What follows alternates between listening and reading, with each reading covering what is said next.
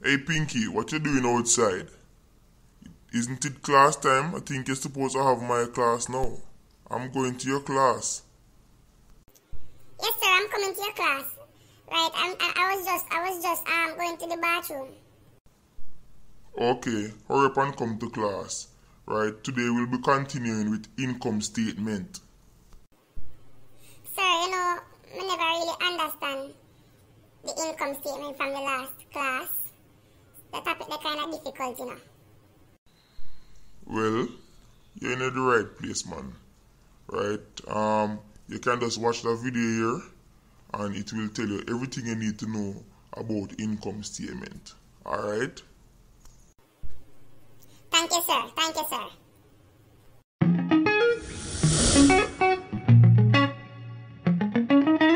Hey guys, welcome back to another episode of Everything Business. Right? If it's your first time, thank you for subscribing. If you are a regular visitor, then thank you for always coming back. All right. Today we're going to be talking about income statement, formerly called the trading and profit and loss account. All right. I want you to stick around, right, to the end of the video, because at the end of the video there is a surprise for you. Right, so stick around to the end of the video and you will see what that surprise is. So let's get right into it. Let's talk about what an income statement is. So the income statement was formerly known as the trading and profit and loss account. The income statement is a financial statement that shows the profitability of the firm.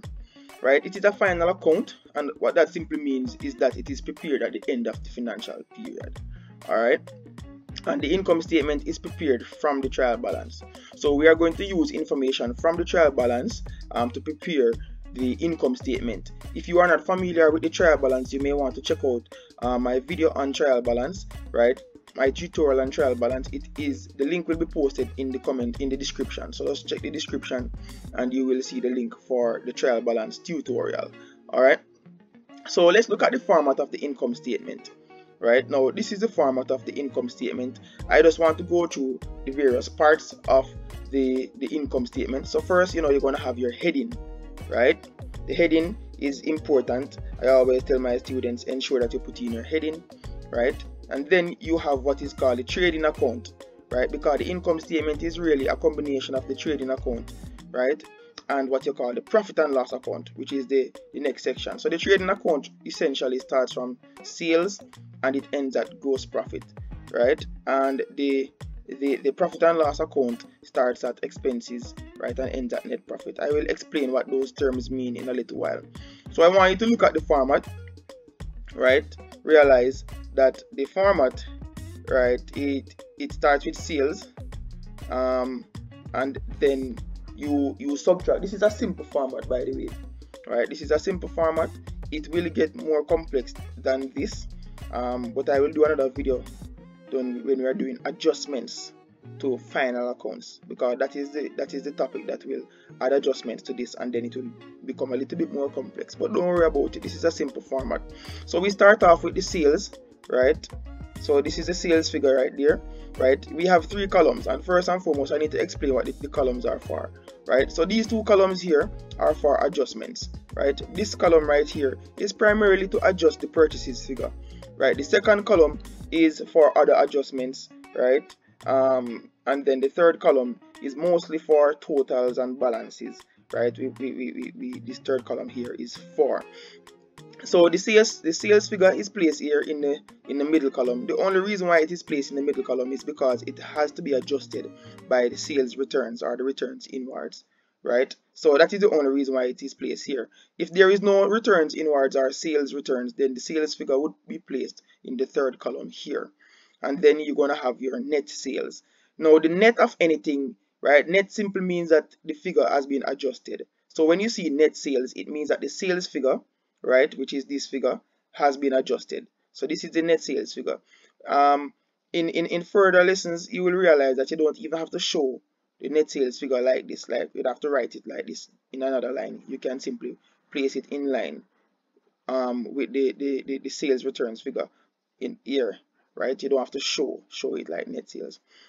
Then we move on to a heading. This heading is called less cost of sales, formerly known as cost of goods sold, right? So we are going to less our cost of sales. So we need to calculate what the cost of sales is, right? And so all of this information right here, right, is essentially calculating what cost of sales is. So we start with our opening stock or opening inventory, always in the second column, right? Just remember that it's always in the second column, so you don't have to worry. Even if there is no first column right here, it is always in this column right here, right? Then you add the purchases figure. Now the purchases figure, right, sometimes have to be adjusted, and if the purchases figure is to be adjusted, then that is why this column becomes relevant, right? Some income statement you will see two columns, just these two columns, right? And in that case, if the purchases figure is to be adjusted, they will adjust the figure outside the columns right here. So I just say, let's put that. I say, it's this is what is practice. Why don't just put a third column right here, right, to do the adjustment for the purchases figure. Now there are two items that can adjust the purchases figure. They are returns outwards or purchases returns, and carriage inwards. Those are the two items that can affect or adjust the purchases figure. The principle basically is you're going to subtract your returns outwards, and that makes sense, right? If you're buying goods and then you are sending back some of the goods to your suppliers, then you obviously would need to subtract it, right, so as to not pay for it, right? So you subtract your returns outwards, and then you get this figure right here, and then you're going to add carriage inwards. Carriage inwards, people, it simply means the cost of carrying the goods to the business, right? Transporting the goods to the business. So that's what carriage inwards is, right? Yeah. So after we add our carriage inwards, we get this figure right here. This figure actually have a name, It's basically the net purchases figure, right? But we don't normally show that name, all right? So just remember that this figure right here is the net purchases figure. You add it now, right, to the opening stock to get your cost of goods available. This simply means all the goods that you have in the business, right, for sale, right?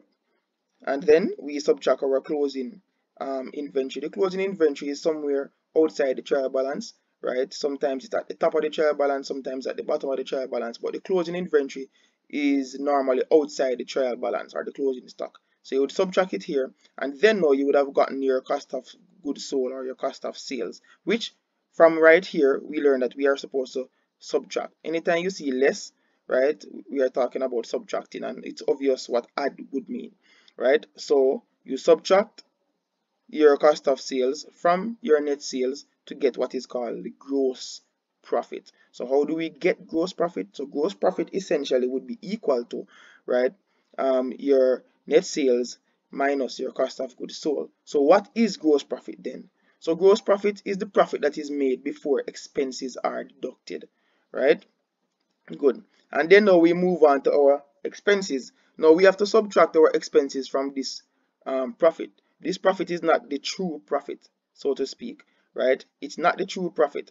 It is the profit that is made before expenses. If you want to find out the true profit now, then you would have to subtract your expenses, and then you would get what is called the net profit, which is the profit that is left after expenses are deducted. And that is what you would call, or that is what many persons call, the true profit. And there are many different type of expenses that we will get into as you practice, right? I just put 3 expenses here because of space constraints, right? So I have carriage outwards, rent, insurance, and there are many other type of expenses. And if you remember, expenses are the cost of operating the firm. So we put our expenses in the middle column. Expenses always go in the middle column unless they are to be adjusted, which we will discuss in further tutorials when we are talking about adjustments to final accounts. So this is our total expenditure. Here we subtract our total expenses from our gross profit to get net profit. So how do we get net profit? Net profit will be equal to gross profit minus expenses. All right, and basically that's the format of the income statement. Pretty simple, right? The thing I want you to understand about income statement is that everything that you need will be in the trial balance basically. So you're just taking the information from the trial balance and plugging them in to the format. So it's really simple. You don't have to worry yourself. All right, so let's look at an example, right? This is an example. Now this is a trial balance here that I have adopted, right? I have to change up some of the information because of copyright infringement. I don't want to breach any copyright laws or any copyright rules. So this is a trial balance for K nameless, right?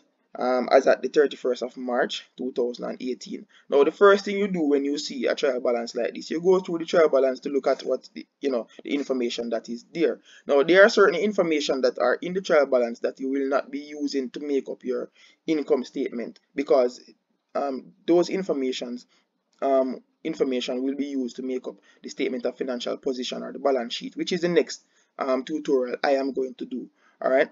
So information such as fixtures, we bank, cash in hand, right, loan, drawings, capital, buildings, right, all those information I will not be using to make up the income statement. All right. So it's not all the information from the trial balance you will need to use to make up your income statement. That is basically what I am saying. So let's look at the income statement now. All right. So the first thing you do, you start with your heading, right? K nameless, income statement for the year ending, and you put the date. You can write the date like this in the exam. It is acceptable. All right. So we start with sales based on the format. Always start with sales, right? And I want you to realize that because we don't have any returns inwards or any sales returns, the sales figure is placed in the third column. All right, as I was saying before. Then we move on to our heading, less cost of sales. And then now we have our opening inventory. Our opening inventory, which is 18,160. As you can see here, the opening inventory is always in the trial balance. All right. Then now we have the purchases figure. We add purchases, but the purchases figure is to be adjusted. If the purchases figure was not to be adjusted, or it didn't have any adjustments, then you would have put the purchases figure here, and you would have skipped out these 3 steps right here and just gotten straight to the cost of goods available, right? So if the purchases figure didn't have any adjustments, then this would be the purchases figure. It would be up here, and then the cost of goods available would be here, up here, same way, everything would be up more. All right. Then we less returns outwards. Returns outward is 640. We take away that, we get 68,545.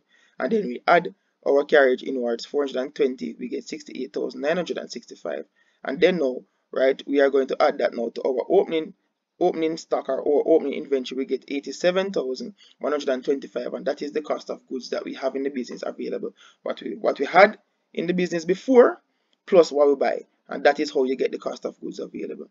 Then we less our closing inventory, our closing stock. I want you to realize that the closing stock is at the bottom of the trial balance. It's outside the trial balance, 22,390. We subtract it and we get now 64,735, which is the cost of sales, right? And then now we are going to now subtract that from our net sales, right, to get our gross profit. And then we move on to subtracting listing rather our expenses, because we're going to subtract our expenses. Now if you look in the trial balance, right, I always tell my students that when you are doing your expenses, always start from the top of the trial balance and go down, right? And so I start from the top of the trial balance. My first expenses, carriage outwards, right, then wages, then rent and rates, then communication expenses, then commissions payable, then insurance, then sundry expenses, right? So I list them just the same, and all the expenses, right, are in the middle column as I was telling you about. And then we have our total expenses, which is 16,388, and we are going to subtract our total expenses from our gross profit to get our net profit of 11,217. And there you have it, right? Income statement is complete. Nothing hard, pretty simple. All you need is a calculator, right, and just plug in the information that is right here, right? Pick up information that is right here and use them over here. All right, so let's review. So the income statement is a financial statement that shows the profitability of a firm. The income statement is normally prepared at the end of the accounting period, right? The income statement is a combination of the trading account and the profit and loss account. That is very important, guys, because sometime in the exam they may ask you to just do the profit and loss account, or they may ask you to do the trading account. So you need to know the difference, all right?